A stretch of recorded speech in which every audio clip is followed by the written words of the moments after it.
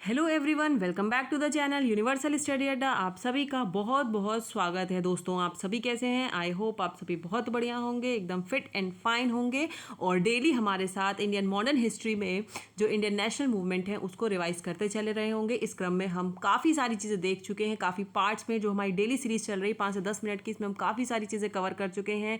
यहाँ पे सारी चीज़ें जो मेरी द्वारा हैंड रिटन है वो सारे लगभग सभी आयोग के पेपर को, पीसीएस तक के आयोग के पेपर जो होते हैं वहाँ तक को हमने जो है पूरा एनालिसिस करके यहाँ पर एक बहुत ही संक्षिप्त तरीके से आपके लिए डेटा निकाला हुआ है। और ये आपको डेली रिवाइज करके जब आप पेपर में बैठेंगे तो आपको खुद लगेगा कि कोई चीज़ें बची नहीं हैं जो मुझे आ नहीं रही हैं इंडियन मॉडर्न हिस्ट्री से रिलेटेड। चलिए बात करते हैं। आज हम शुरुआत करते हैं यहाँ पे क्रांतिकारी और आंदोलनकारी घटनाओं से। तो इस क्रम में सबसे पहले देखेंगे बंग भंग आंदोलन, यानी कि कब हुआ था ये बंगाल विभाजन भी जिसे कहते हैं। तो ये आंदोलन हमारा हुआ था कब, इसकी बात करें हम तो ये हुआ था हमारा 1905 में।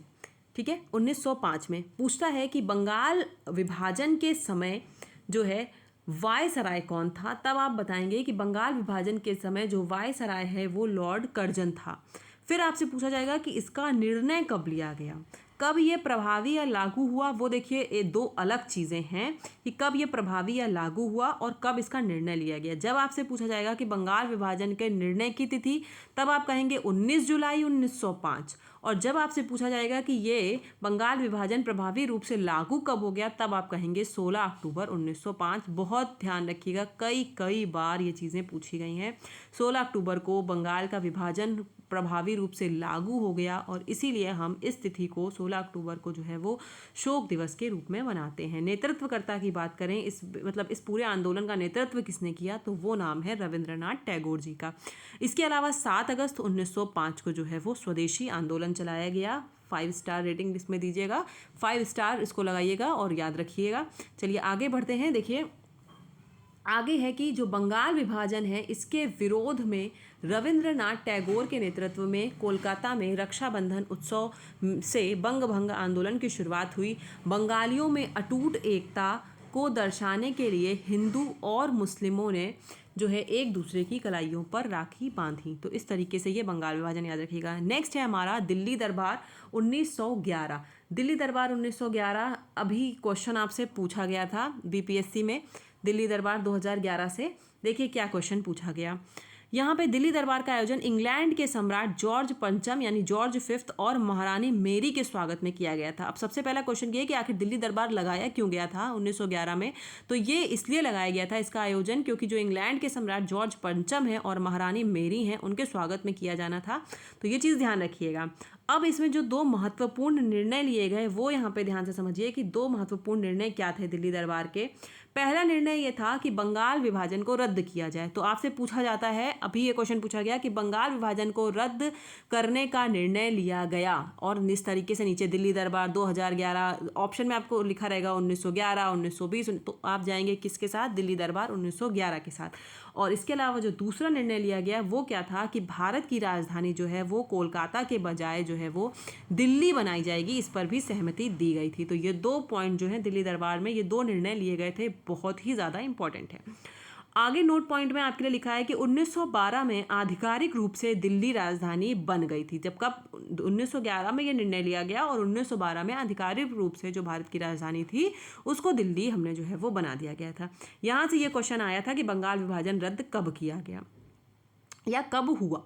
अब आगे समझिएगा कि जो क्वेश्चन आपसे नेक्स्ट पूछा गया वो भी इस बार के बीपीएससी टीआरई 3 में पूछा गया था। आपका पीआरटी में ये क्वेश्चन पूछा गया था। और उससे पहले देखिए ये जो जूनियर एडिट का एग्जाम हुआ था 2021 में आपका, वहाँ यूपी में 2021 में जूनियर एडिट का एग्जाम हुआ था, वहाँ पे आपसे पूछा गया था यहाँ से क्वेश्चन। और उसके अलावा जो अभी बीपीएससी का हुआ है आपका टीआरई 3 जो री एग्जाम हुआ था ना, उसमें आपसे पीआरटी में यहाँ पे क्वेश्चन पूछा गया था। समझिए यहाँ पे दिल्ली बम कांड कब हुआ, 23 दिसंबर 1912। दिल्ली बम कांड कब हुआ, 23 दिसंबर 1912। और इसी को हम लॉर्ड हार्डिंग बम षड्यंत्र के नाम से भी जानते हैं।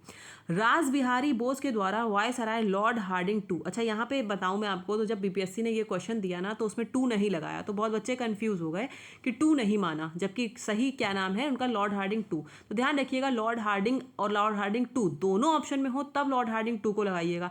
अगर केवल लॉर्ड हार्डिंग ऑप्शन में है तो आप लॉर्ड हार्डिंग के साथ जाएंगे। तो यहाँ से ये हमको एक देखने को मिला कि अगर 2 टू नहीं है तो भी लॉर्ड हार्डिंग आपका जो है वो आंसर वहाँ पे सही होगा। ठीक है, तो रास बिहारी बोस के द्वारा वायसराय लॉर्ड हार्डिंग टू के ऊपर बम से हमला किया गया और वायसराय तो नहीं मरा पर जो है वो क्या हुआ था, घायल हो गया था। तो ये था दिल्ली बम कांड। इसके अलावा जो 1916 का लखनऊ अधिवेशन था उसमें जो राजकुमार शुक्ला थे उन्होंने जो है महात्मा गांधी जी को मिले थे उसी अधिवेशन में 1916 में, और उन्होंने जो नील की खेती है उस पर जो बिहार में विवाद चल रहा है उस पर जो है वहाँ पे उन्होंने इनसे महात्मा गांधी जी से डिस्कशन किया था।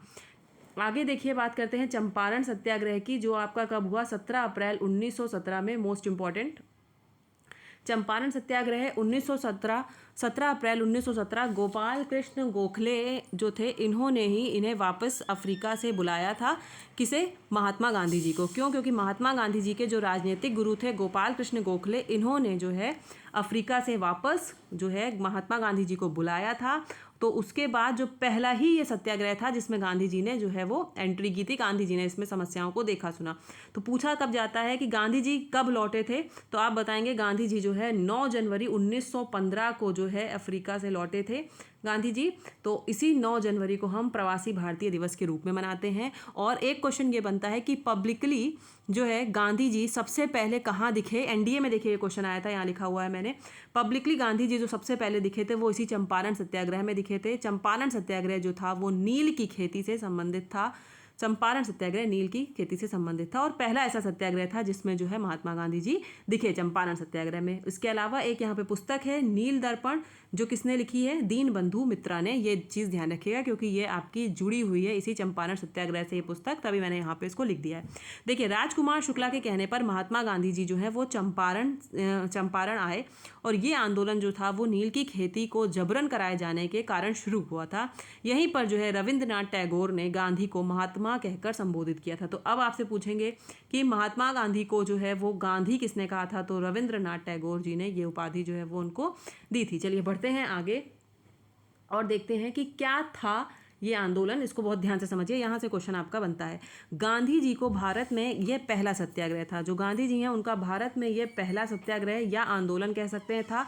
19वीं सदी के आरंभ में गोरे बागान मालिकों ने किसानों से एक समझौता करा लिया था जिसके तहत किसानों को अपनी जमीन जो थी उसके 3/20वें भाग में जो है वो नील की खेती अनिवार्य कर दिया था करना, और इसी को 3 कठिया पद्धति के नाम से जाना जाता है। तो ये पूरा मोस्ट इंपॉर्टेंट रहेगा आपके लिए, यहाँ पे इसको जो है ध्यान से समझिएगा।